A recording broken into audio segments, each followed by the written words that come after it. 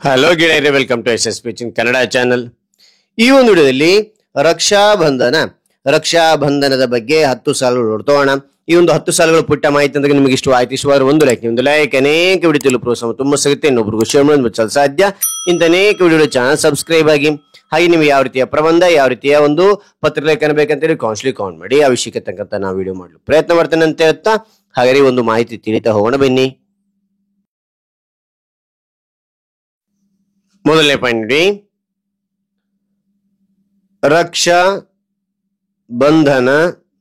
ರಕ್ಷಾಬಂಧನ ಭಾರತೀಯ ಸಂಸ್ಕೃತಿಯ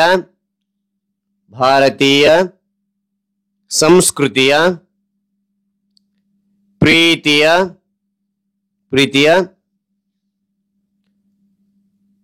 ಹಬ್ಬವಾಗಿದೆ. ಮತ್ತೆ ನೋಡಿ, ರಕ್ಷಾಬಂಧನ ಭಾರತೀಯ ಸಂಸ್ಕೃತಿಯ ಪ್ರೀತಿಯ ಹಬ್ಬವಾಗಿದೆ. ಎರಡನೇ ಪಾಯಿಂಟ್, ಈ ಹಬ್ಬವು ಸಹೋದರ ಮತ್ತು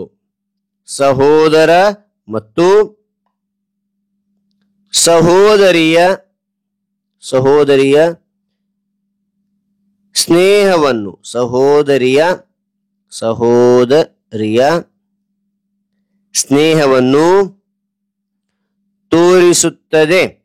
ಮತ್ತು ನೋಡಿ, ಈ ಹಬ್ಬವು ಸಹೋದರ ಮತ್ತು ಸಹೋದರಿಯ ಸ್ನೇಹವನ್ನು ತೋರಿಸುತ್ತದೆ.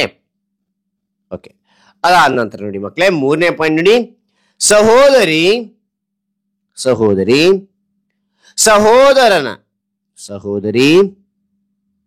ಸಹೋದರನ ಕೈಗೆ ರಾಖಿ ಕಟ್ಟುತ್ತಾಳೆ.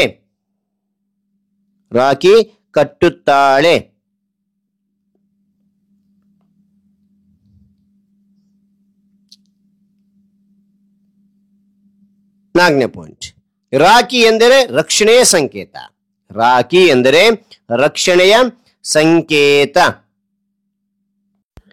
ಐದನೇ ಪಾಯಿಂಟ್ ನೋಡಿ, ಸಹೋದರನು ಸಹೋದರಿಯನ್ನು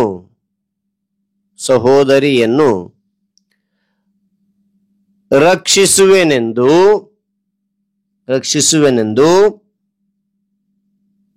ವಾಗ್ದಾನ ನೀಡುತ್ತಾನೆ.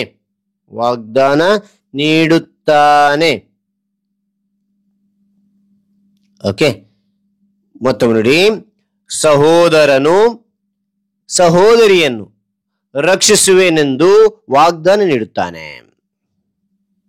ಆರನೇ ಪಾಯಿಂಟ್, ಸಹೋದರನು ಸಹೋದರಿಗೆ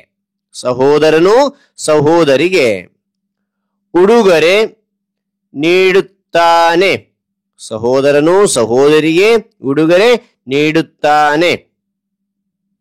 ಅಂದ್ರೆ ಏಳನೇ ಪಾಯಿಂಟ್,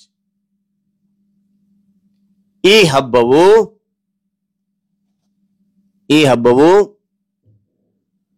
ಭಾವನಾತ್ಮಕವಾಗಿ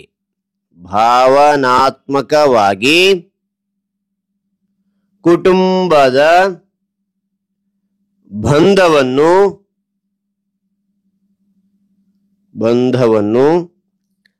ಬಲಪಡಿಸುತ್ತದೆ. ಓಕೆ, ಈ ಹಬ್ಬವು ಭಾವನಾತ್ಮಕವಾಗಿ ಕುಟುಂಬದ ಬಂಧವನ್ನು ಬಲಪಡಿಸುತ್ತದೆ. ಎಂಟನೇ ಪಾಯಿಂಟ್, ಆಗಸ್ಟ್ ತಿಂಗಳಲ್ಲಿ ರಕ್ಷಾಬಂಧನ ನಡೆಯುತ್ತದೆ. ಓಕೆ, ಒಂಬತ್ತನೇ ಪಾಯಿಂಟ್ ನೋಡಿ, ಮಕ್ಕಳು, ಯುವಕರು, ವಯಸ್ಕರು ಎಲ್ಲರೂ ಈ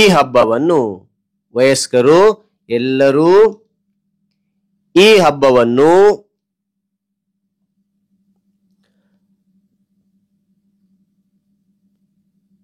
ಆಚರಿಸುತ್ತಾರೆ ಅಂತ ಹೇಳಿ ಬರೀರಿ.